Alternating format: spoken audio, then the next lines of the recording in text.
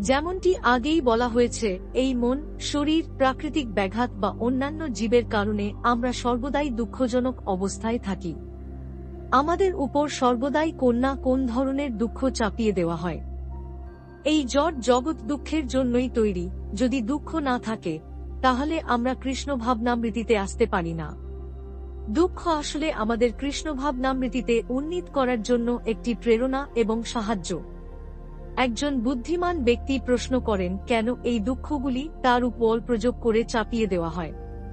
তবে আধুনিক সভ্যতার মনোভাব হল, আমাকে কষ্ট পেতে দাও, কিছু নেশা দিয়ে আমাকে তা ঢেকে দাও, এটুকুই।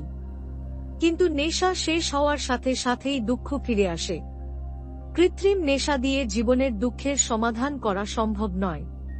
কৃষ্ণ ভাবনামৃত দ্বারা সমাধান করা হয়। ভগবদ্গীতায় 8:1-6 কৃষ্ণ উল্লেখ করেছেন, আব্রহ্মভুবনাল লোকা পুনরাবর্তিন রজুন মাম উপেত্য তু কৌন্তেয়া পুনর্জন্মন বিদ্যাতে। ভৌতিক জগতের সর্বোচ্চ গ্রহ থেকে শুরু করে সর্বনিম্ন গ্রহ পর্যন্ত মহাবিশ্ব উচ্চতর, মধ্যম এবং নিম্নতর গ্রহমণ্ডলে বিভক্ত।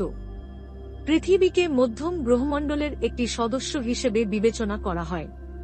কৃষ্ণ উল্লেখ করেছেন যে, এমনকি যদি কেউ সর্বোচ্চ গ্রহ অর্থাৎ ব্রহ্মলোকে প্রবেশ করে, তবুও জন্ম ও মৃত্যুর পুনরাবৃত্তি ঘটে। মহাবিশ্বের অন্যান্য গ্রহ জীবে পরিপূর্ণ। আমাদের এমন ভাবা উচিত নয় যে আমরা এখানে আছি এবং অন্যান্য সমস্ত গ্রহ শূন্য। অভিজ্ঞতা থেকে আমরা দেখতে পাচ্ছি যে পৃথিবীর কোনো স্থানই জীবশূন্য নয়। আমরা যদি পৃথিবীর গভীরে খনন করি, আমরা কীট খুঁজে পাই। যদি আমরা জলের গভীরে যাই, আমরা জলজ প্রাণী খুঁজে পাই। যদি আমরা আকাশে যাই, আমরা এত পাখি দেখতে পাই। কিভাবে এই সিদ্ধান্তে আসা সম্ভব যে অন্যান্য গ্রহের কোনো জীব নেই? কিন্তু কৃষ্ণ উল্লেখ করেছেন যে, এমনকি যদি আমরা সেই সব গ্রহগুলিতে প্রবেশ করি যেখানে মহান দেবতারা বাস করেন, তবুও আমরা মৃত্যুর শিকার হব।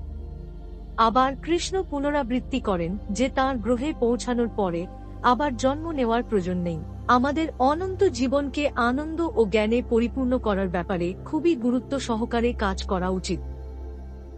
আমরা ভুলে গেছি যে এটি আমাদের জীবনের লক্ষ্য, আমাদের আসল স্বার্থ। আমরা কেন ভুলে গেছি? আমরা কেবল বস্তুগত চাকচিক্য, আকাশচুম্বী ভবন, বড় কারখানা এবং রাজনৈতিক খেলায় আটকে পড়েছি। যদিও আমরা জানি যে আমরা যত বড় আকাশচুম্বী ভবন তৈরি করি না কেন, আমরা এখানে অনির্দিষ্টকালের জন্য বেঁচে